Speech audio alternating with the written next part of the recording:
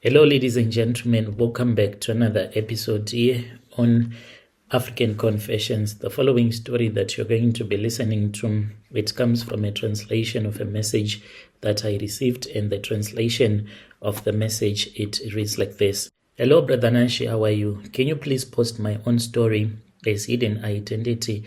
I am a man that came to South Africa a very long time ago. My grandfather, he came to Zim. He was from Malawi, and when he came to Zim, he then got married to our grandmother, who was a local village woman from Zim. And then that was when my grandmother gave birth to my father, his brothers, including his sisters.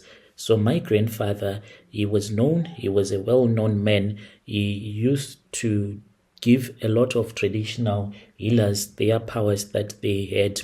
My grandmother as well, from the family where she came from, it was a family of traditional healers. So I got it from my father's side, including my grandmother's side as well. My father then grew up and he started working in the farms. I grew up working in the farms in Marondera. My father was someone that was known. He knew how to make charms, like those people that love to gamble.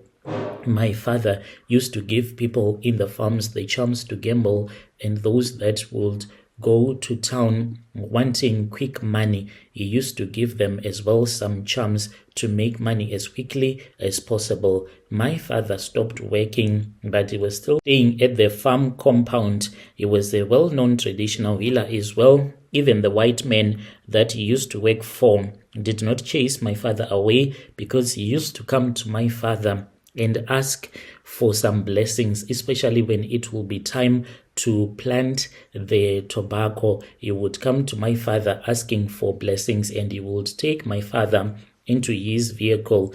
My father was the only one on that farm who was allowed to ride with the white farmer in the front seat of his car. Other people that were working there, they were not even allowed to do so. The man had so much respect for my father. He used to help that white man quite a lot. So my father's fame grew so big such that there were even politicians that would come to be helped by my own father. And my father returned back to Malawi. He went to Malawi and we almost forgot about him. And when he came back, that was when we were told by our mother that he had been given a Sandawana that he had went to buy back in Malawi. And my mother knew that this was what he had gone to do, that was his mission, and that was why she did not want to tell us, for he had been forbidden to tell anyone else but his own wife. So growing up, my father used to have a lot of temptation from different women. Some would even come and tell my father that they wanted to have my father's babies. Those women that were unable to have babies with their own husbands, but they would come to him and they would tell him that they wanted to have a child with him, but he refused, for he knew the rules that you need to follow when you are using what they call Sandawana oil, or just using, even as a traditional healer, when you are using a Sandawana to help people, then you need to follow the rules. Otherwise, you are going to suffer even. So all the people that have come to me, those that will be searching for great wealth, those people, I give them simple rules that they have to follow. And most of these people, I think maybe it is because of not being born in a family where there is money, and when they start to have money, then they cannot follow the rules. So usually when someone comes to me, they'll be wanting to have money, someone that has a small shop but want their shop to be big. Do you know that I once assisted a man who ended up becoming rich through a spaza shop? He had a very little spaza shop, but this Sandawana oil that I gave to him is what would bring money to him, even if he would sell maybe a loaf of bread throughout the day, but at the end of the day, he would be having so much money, more than what even ShopRite sells on a day. That is what usually happens when you follow the rules correctly. But if you do not follow the rules after you would have done these rituals using Sandawana or Sandawana oil, then at the end of the day, you are going to suffer more than the person that has tokoloshis, because a tokoloshi, it is far much better more than Sandawana oil.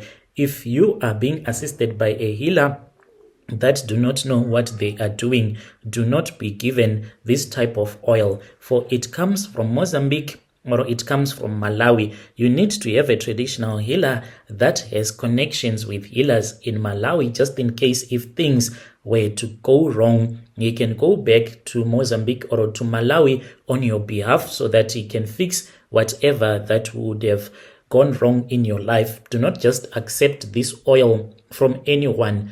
Otherwise, you are going to suffer even more. So always know that the person that is giving you this oil will also be responsible for your happiness. If you get this oil from a traditional healer that has a habit of dating so many women, it will also affect you, because the oil that you'll be using is not clean. Do not buy it from the shops, because you do not know where it comes from.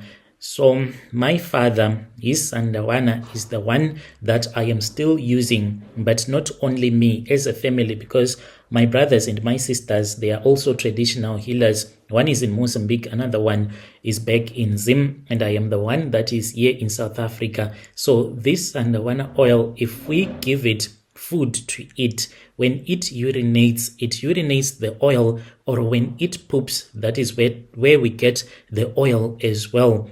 And we do these things so that we can help other people to be rich. And if you want to live a good life, make sure that you stay faithful to your husband, or you stay faithful to your wife. If you want to keep on making money through the Sandawana oil, I came here to South Africa. I did not want to work at all, for I knew what I wanted to do is to become a healer as I was back in Zim. I quickly looked for a place, and I then got married to a South African woman to legalize my stay, who also had the calling of her ancestors. So it was easy for her to accept me, for she already knew about these rituals, that they do exist in this world. So this is my own confession. I do help people, those that want to get Sandawana oil. Maybe they can give you their numbers, and I can speak with them, and we can see how we can work it out. That is my own confession from a healer. Dear listeners, right there was a message that was sent to us by one of our brother right there, as well as another brother who is saying that he is also a healer, I think so, who wants to assist the man who has a problem with the Sandawana. So I will hear what he is going to say after I would have spoken with him. I'll also come with the full information. If you have any confession that you want to share with me, please do not hesitate to speak with me. Strange things indeed, they do happen in this world. Do you agree with our brother who is saying that you should not buy this Sandawana oil from a shop or from a healer who sleeps around quite a lot, because it will affect you, and you should not get this oil from a person that does not have direct connections with healers from Mozambique, just in case if things go wrong. Have you ever used the oil before? Please do come with your stories so that we can also hear what you have to say.